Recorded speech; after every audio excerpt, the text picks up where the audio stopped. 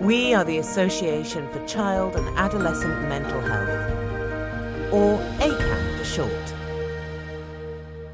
Hello, welcome to the In Conversation podcast series for the Association for Child and Adolescent Mental Health, or ACAMH for short.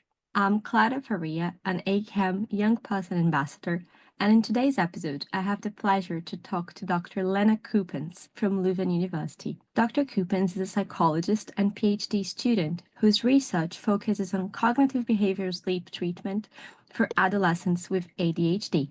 Today, we will be discussing her published paper in JCPP Advances, Sleep Parameters and Problems in Adolescents with and Without ADHD, a systematic review and meta-analysis, which was also the winner of the 2024 ACAMH Awards in the category JCPP Advances Best Paper.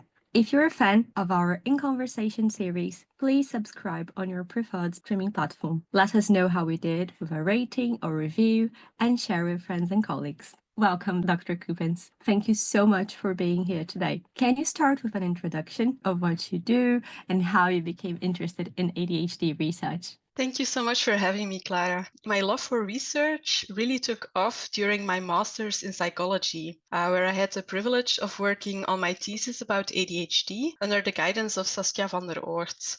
That experience really sparked an interest in understanding ADHD. And then after completing my master's, I pursued a postgraduate teacher training program and went on to teach psychology courses in secondary schools. So while teaching was quite fulfilling, it also made me aware of the challenges that neurodivergent adolescents, such as those with ADHD, face in the school system. So this inspired me to go into research and intervention strategies. So when my teaching contract ended, Saskia van der Oort actually had a PhD position focusing on sleep in adolescents with ADHD. So I eagerly applied, and I'm still very grateful to have been selected.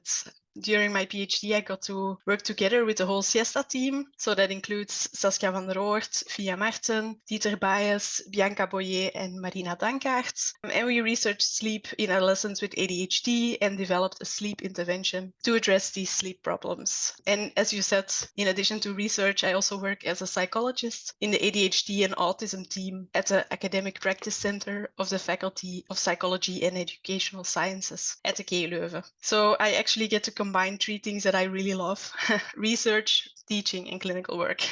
That's fantastic. And it's so interesting to know more about your journey and how you combine both the teaching, the clinical, and the research aspects. And I'm really looking forward to our conversation today, especially as we have a brilliant opportunity to do a little bit of a deep dive into this topic. In your paper, you looked at sleep parameters and sleep problems in adolescents with and without ADHD. Can you tell us a bit more about the rationale behind the paper and what led you to explore this topic specifically?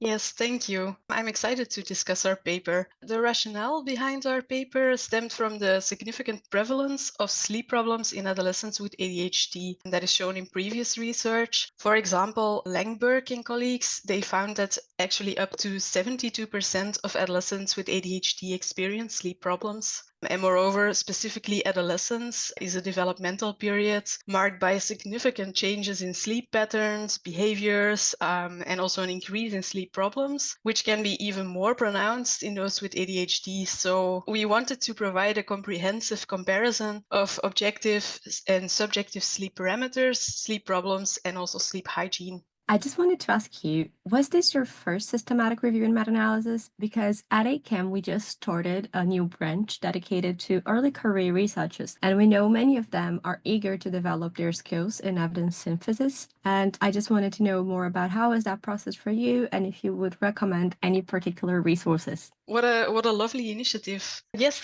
this was actually my first systematic review and meta-analysis. The same goes for Via Marten, the other first author. And I think I can speak for the both of us when I say that we definitely learned a lot doing this. We read a lot of papers on systematic review and meta-analysis, such as about the difference between fixed versus random effects models and the different available tools to do the actual analyses. So we ended up using RevMan from Cochrane, which is a really handy tool. And Cochrane also offers a handbook, and you can find YouTube videos on the different steps. And so I can really recommend that. But we also considered other options, such as an R package written by Wiblink and Essink. They also provide a step-by-step manual, but in the end, we went with RevMan. And I think for writing the paper, the Prisma checklist gave a really nice overview of all the information that should be reported. I hope this helps a bit. It certainly helps.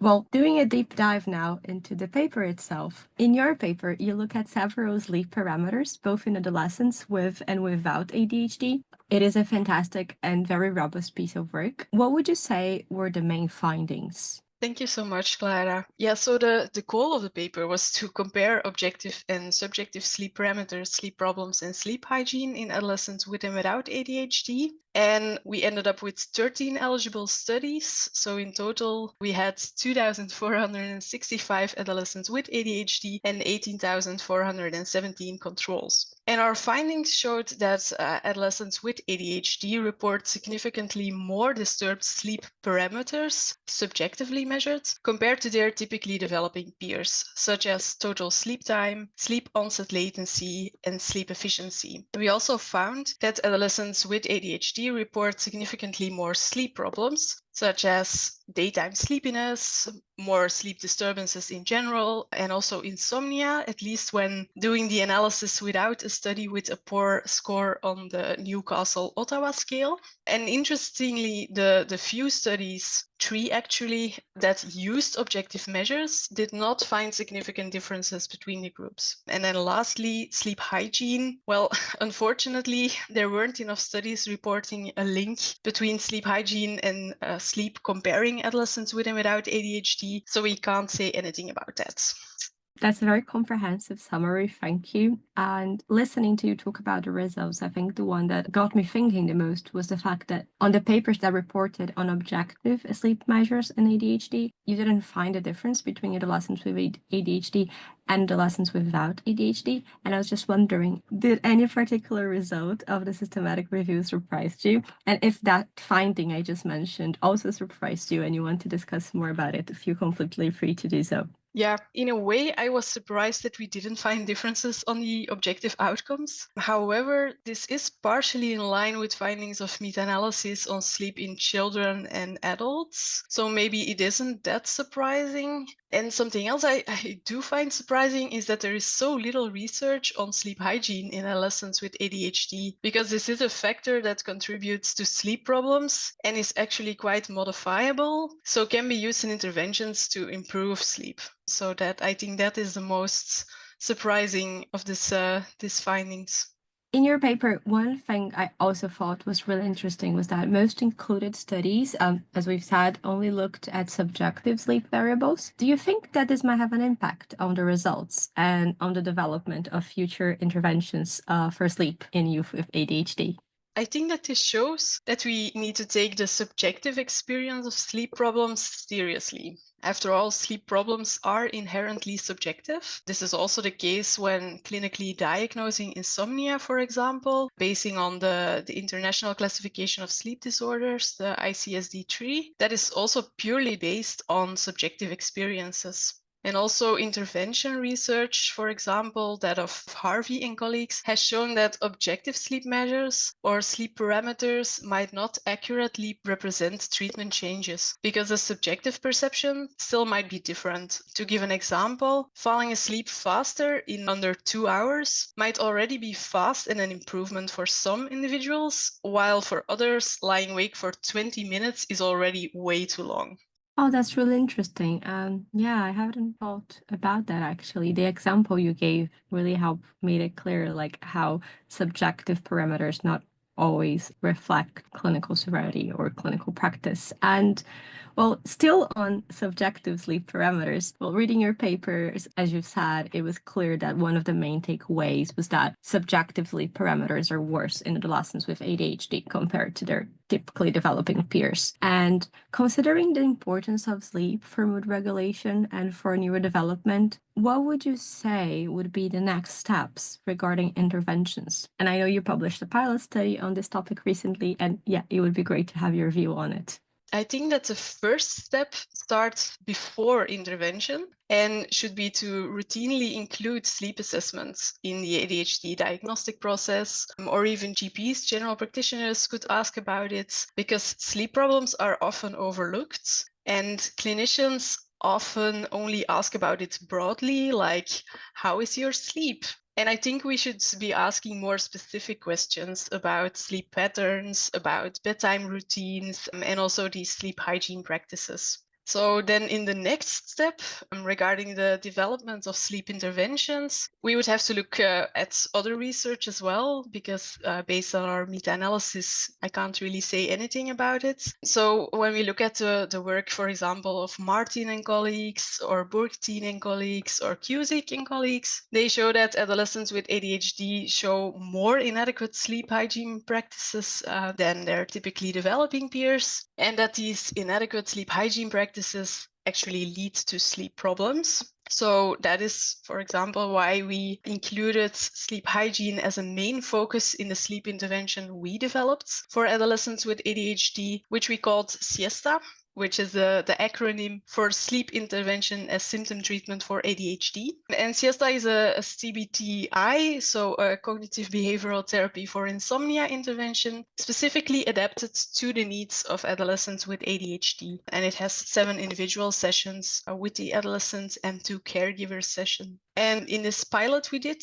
10 adolescents with ADHD and self-reported sleep problems, and also their caregivers, they tried out Siesta. And then afterwards we did focus groups with the adolescents and caregivers separately. When we look at those findings, adolescents and caregivers reported a high amount of ownership afterwards. They felt more confident to change their sleep problems. So upfront, adolescents were like, I'm just a bad sleeper and there's nothing I can do about it. So it's really nice to give them a bit of the power back and tell them that they can change it. And they also liked receiving action-oriented advice to improve their sleep. What they also really appreciated was that Siesta is individually adaptive. So I think that's an important thing to keep in mind when developing an intervention. For example, all the behavior changes in Siesta, they are offered in the form of experiments. And adolescents can choose what they want to do. And after a week, the adolescent and clinician evaluate whether this strategy works for the adolescent or not. We also asked about feedback to further improve Siesta, and some examples that show what should be taken into account when developing sleep interventions for adolescents with ADHD are offering structure in the sessions and also in the workbook, which is something we improved further. Concrete examples to help adolescents formulate their goal. And we actually got the same feedback from caregivers who also found it difficult to come up with positive communication phrases about sleep, for example. So these things are all important to include, I think. Yes, that sounds fascinating and nice that you explained the acronym. If I may add, you are also a clinical psychologist, and in the beginning of our conversation, you mentioned those 3 spheres of teaching, research, and clinical work. And I know you work with adolescents with ADHD, and I was just wondering if this is also something you see in your clinical practice, because we know that sleep problems are very prevalent among adolescents with ADHD. Because I think you have a really big strength that you combine both the clinical and the research aspect, because oftentimes a common critique sometimes research receives is that the intervention we're trying to develop is disconnected from the clinical reality. But in your case and in the case of Siesta, all like the work you've done, it seems to be very embedded within the clinical context. Yeah, I think I also saw it already when I was still teaching, that some of the adolescents in my classroom were lying on their tables, falling asleep. So I think I already saw it there as well. But of course, in the clinic, yeah, we see it too. Sleep problems are very prevalent, really something we are asking about now because we did the research and we're recommending all our colleagues to do so the same. I think it's important to ask about it. And I also had the privilege of giving the intervention as well, not to the treatment group of our study, but like to our control group.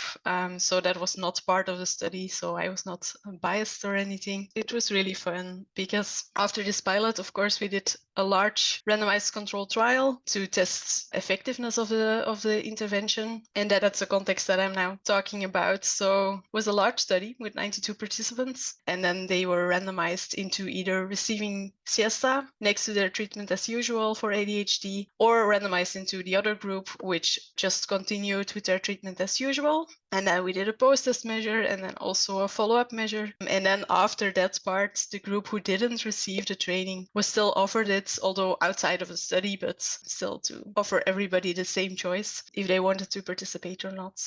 Well, really nice to see how all those aspects are integrating. And I'm looking forward to reading the results of randomized clinical trial when they're published. Thank you so much, Dr. Keuppens, for sharing your research with us. And for more details on Dr. Keuppens' work, you can visit the ACAMH website, which is www.acam.org. And you can also check her Twitter at ACAMH. ACAMH is spelled ACAMH.